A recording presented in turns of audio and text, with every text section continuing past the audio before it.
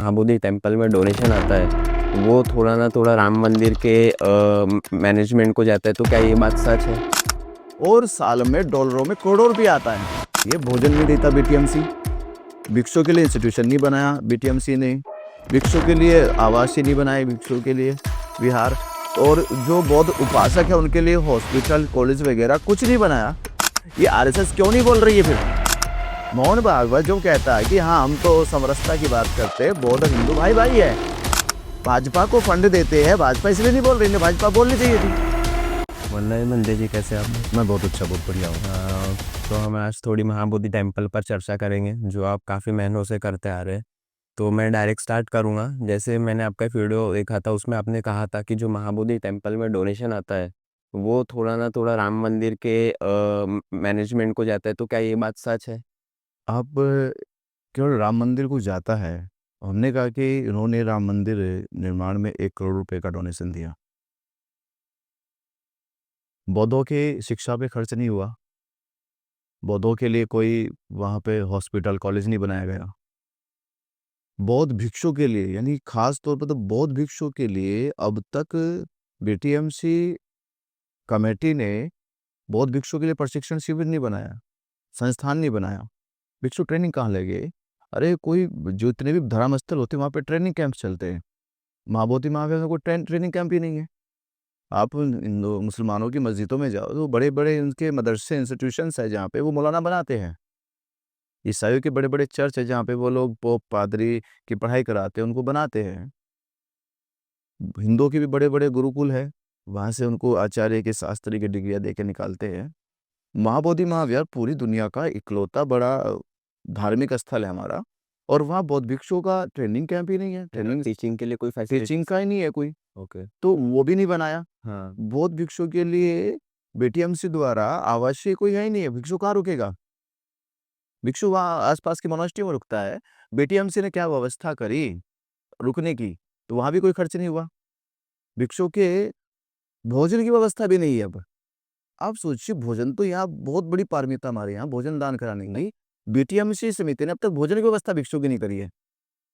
अब आप मुझे बताइए, भोजन नहीं देता बीटीएमसी, भिक्षु के लिए इंस्टीट्यूशन नहीं बनाया बीटीएमसी ने, भिक्षु के लिए आवास ही नहीं बनाए, भिक्षु के लिए विहार, और जो बौद्ध उपासक है उनके लिए हॉस्पिटल कॉलेज वगैरह कुछ नहीं बनाया, तो करोड़ों का दान कहाँ गया?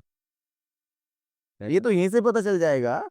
मैं तो कह रहा एक दिया, मैं कह रहा कि पहले तो ये बताओ कि जब यहाँ कुछ नहीं किया और साल में डॉलरों में करोड़ों रुपया आता है, तो किसको दिया फिर आपने? यानी वो लग तो कुछ नहीं रहा है पर जा रहा है, ऐसा बोल? लगा, हाँ, बौद्धिस्टों पे तो लगा ही नहीं बिल्कुल भी। तो इसका मतलब ये है कि तुमने यहाँ ना लगा के कहीं और लगा दिया। अच्छा। तो मैंने कहा कि राम मंदिर को भी देते हैं, ये हिंदू संगठनों को भी देते हैं, ये आरएसएस को भी देते हैं, ये आरएसएस क्यों नहीं बोल रही है फिर? मोहन भागवत जो कहता है कि हाँ हम तो समरसता की बात करते हैं, बौद्ध और हिंदू भाई भाई है, तो अभी बौद्धों की बात पे आरएसएस क्यों नहीं बोल रही है? हम्म। भाजपा को फंड देते हैं, भाजपा इसलिए नहीं बोल रही, भाजपा बोलनी चाहिए थी, क्योंकि वो भाजपा जो प्रधानमंत्री बार बार कहते हैं मैं बुद्ध की धरती से आया हूँ, दुनिया में जाकर डंका पीटते ही है, और इस बात पे एक बार नहीं बोल रही।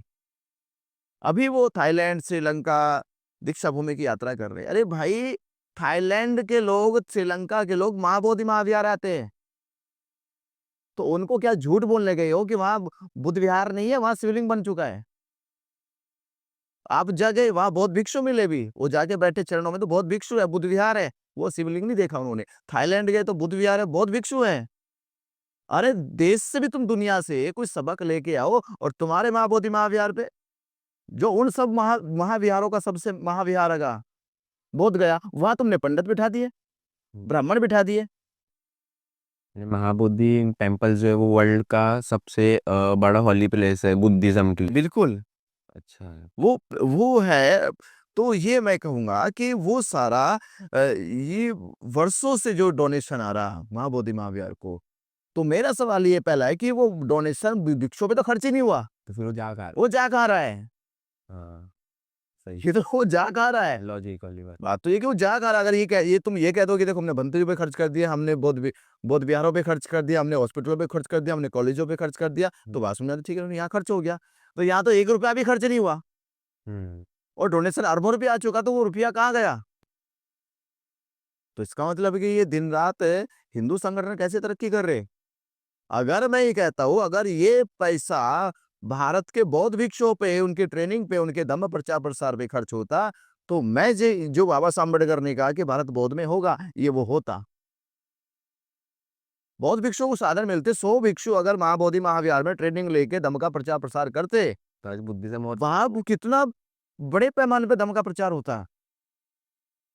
आज बौद्ध भिक्षु केवल अपने धम्मोपासकों के भोजन पे खाकर धम्म का प्रचार कर रहा है, उससे बीटीएमसी तो कोई सपोर्ट नहीं है। बीटीएमसी की जिम्मेदारी ये थी कि वो भारत के भिक्षुओं को बुलाता है, वहां ट्रेनिंग देते, धम्म प्रचार प्रसार के लिए निकालते, यही तो लिए बीटीएमसी बनाएगा। पर वो काम किया नहीं। इसका मतलब ये है कि उन्होंने धम्म का प्रचार ना करके उन्होंने हिंदू संगठनों को बढ़ावा दिया, इसलिए 4 हिंदू को रखा गया उसमें। 4 हिंदू क्यों रखा गया? जब किसी राजा को कमजोर करना तो क्या रखोगे? जासूस रखो, भेदी रखो वहां पे, हाँ, बराबर। वो भेद निकालता रहेगा, जासूसी देता रहेगा।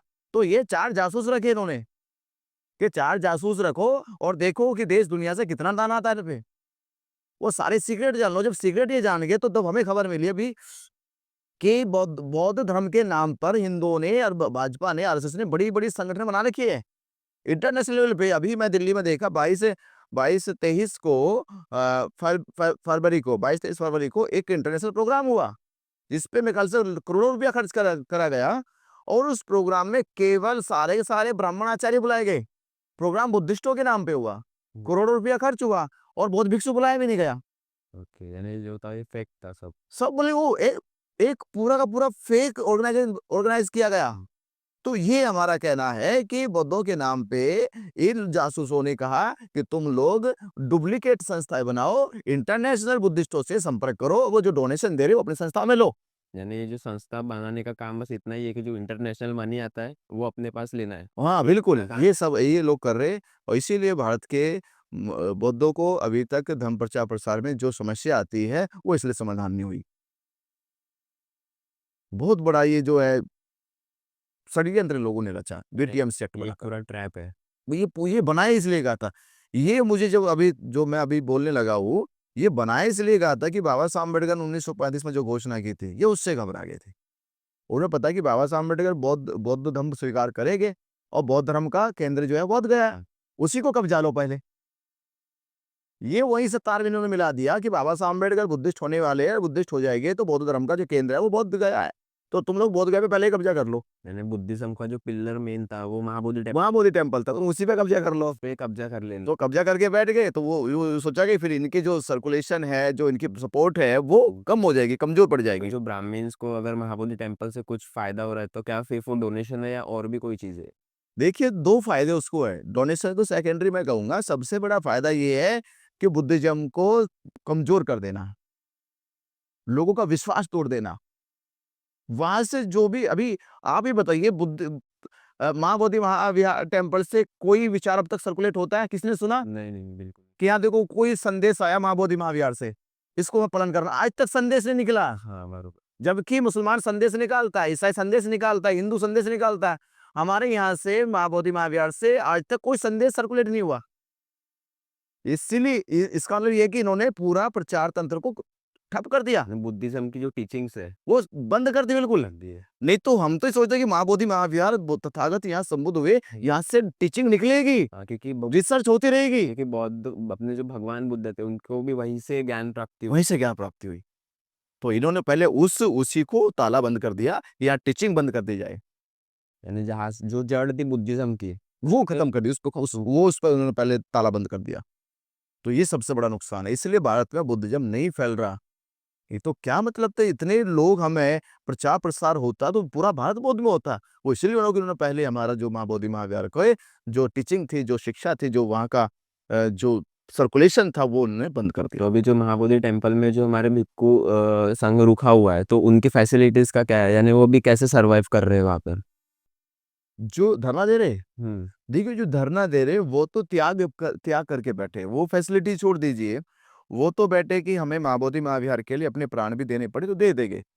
तो ये तो हम उनके कहने की सुविधा का नहीं है कि बस ये है कि हम लोग धरने के लिए कोई सुविधा नहीं, कोई कुछ होता नहीं है, बस धरना है, बस धरने पे बैठे। ये बाकी चीज तो बौद्ध भिक्षुओं के उनके अपने उपासक बड़ी संख्या में है, वो उनको मानते हैं, तो उनको सपोर्ट कर रहे, सहयोग कर रहे, और ये सपोर्ट सहयोग ही महाबोधि महाविहार की लड़ाई लड़ रहा है। अच्छा बंदे जी, मेरा और एक क्वेश्चन है। जैसे आपने कहा था कि 12 लाख लोग महाबोधि टेम्पल में जाएंगे, तो क्या आपको लगता है जो ये स्टेप्स हम लोग ले रहे हैं उससे हम अपना हमारा महाबोधि टेम्पल मुक्त कर पाएंगे, या जो बिहार सरकार है इससे डरेगी, या बिहार सरकार कुछ एक्शन लेंगी 12 लाख लोगों को देखकर? देखो, 12 मई को 12 लाख लोग, और 12 मई का मतलब है बुद्ध पूर्णिमा। बुद्ध पूर्णिमा का मतलब है सिद्धार्थ बुद्ध बन गए, यानी संसार में बदलाव आया। तो 12 मई को बदलाव आया है संसार में, क्योंकि सिद्धार्थ बुद्ध बने। एनलाइटमेंट मिला। हाँ, हाँ। वो बुद्ध हो गए और उन्होंने संसार को अंधकार और दुखों से मुक्त कर दिया, तो मुक्ति तो मिली है। 12 मई का इतिहास मुक्ति है, ये तो वो मुक्ति फिर दोहराई जाएगी। इसलिए हम कह रहे 12 मई को 12 लाख लोग महाबोधि महाविहार को मुक्त करेंगे। अच्छा, तो बिहार सरकार कुछ एक्शन ले पाएंगे? बिल्कुल लेना पड़ेगा, कहाँ जाएगी बिना लिए? जाएगी कहाँ वो? उसको भी तो जाना है, तो वो नहीं जाएगी। तो जब तक वो नहीं जाएगी तब तक वो कुछ बोलेगी नहीं। हाँ। तो हमने जाने के रास्ते बंद कर दिए। तो हमने कहा कि अगर जाना है तो कुछ बोल के जाना होगा, तो हमारी तैयारी है। तो मुझे ये पूछना है कि जैसे महाबोधि टेम्पल पर ब्राह्मण्स का कब्जा है, तो वहाँ पर हमारे बुद्धिज्म की कुछ भी टीचिंग्स या प्रैक्टिसेस होती है या नहीं होती है? कुछ नहीं होती है, कुछ भी नहीं। किसी को, मुझे नहीं पता तो किसी और से पूछ लो, किसी को पता हो तो, कि अगर होती हो वहाँ पे। अरे अभी वो क्या हुआ, अभी हमारे कुछ इंटरनेशनल भिक्षु एक ऑर्गेनाइजेशन लगा इंडिया में, समन्वय समिति, वो लोग अब टीचिंग का प्रोग्राम दिसंबर में करते हैं, बस वही करते, चैंटिंग का प्रोग्राम, बाकी होता ही नहीं कुछ। वो भी बाहर के लोग करते हैं। अरे बीटीएमसी क्या करता है? सवाल ये बीटीएमसी करता क्या? बीटीएमसी ने क्या किया अभी, पीछे प्रोग्राम किया कुछ, बोध गया महोत्सव ऐसा ना, बोध गया महोत्सव करा, सारे ब्राह्मणिज्म को बुला लिया, बुद्धों के नाम पे प्रोग्राम हो रहे, करोड़ों करोड़ रुपए खर्च हो रहे, और किनको बुला रहे? ब्राह्मण के कलाकारों को, ब्राह्मण आर्टिस्टों को, ब्राह्मण संगीतकारों को, सारे पैसा ब्राह्मणों को लुटा दिया। तो ये बीटीएमसी कर क्या रहा है? प्रोग्राम बीटीएमसी ब्राह्मणों को बढ़ावा दे रहा, ब्राह्मणी आर्टिस्टों को बढ़ावा दे रहा, ब्राह्मणी नेताओं को बढ़ावा देता, ब्राह्मणी जो सिंगर होते हैं उनको बढ़ावा देता है, क्योंकि बीटीएमसी में जो मालिक है वो ब्राह्मण बैठा है। हाँ। तो हमें ब्राह्मण से मुक्त कराना है, तब जाके हमारे आर्टिस्ट भी जगह गाएंगे, सिंगर भी होंगे, अपने ही वहां पे मैनेजमेंट होगा। इसकी लड़ाई है महाबोधि महाविहार। बहुत चीजें ऐसी है कि जो पूरी तरह से बौद्ध धर्म के प्रचार प्रसार में बाधक बन चुकी है, वो उसका सबसे बड़ी जड़ फसाद जो है वो बीटीएमसी एक्ट है बस। तो अभी तक इतने सालों में महाबोधि टेम्पल में कुछ डेवलपमेंट हुआ है? कोई डेवलपमेंट नहीं हुआ, वो जैसा है वैसा ही है? वो ऐसा ही है। और वहाँ पे जो प्रैक्टिसेस होती है वो पूरी ब्राह्मण्स प्रैक्टिस? वो ब्राह्मण प्रैक्टिस है, बिल्कुल। ब्राह्मण बड़ा घंटा बजाता है सुबह सुबह।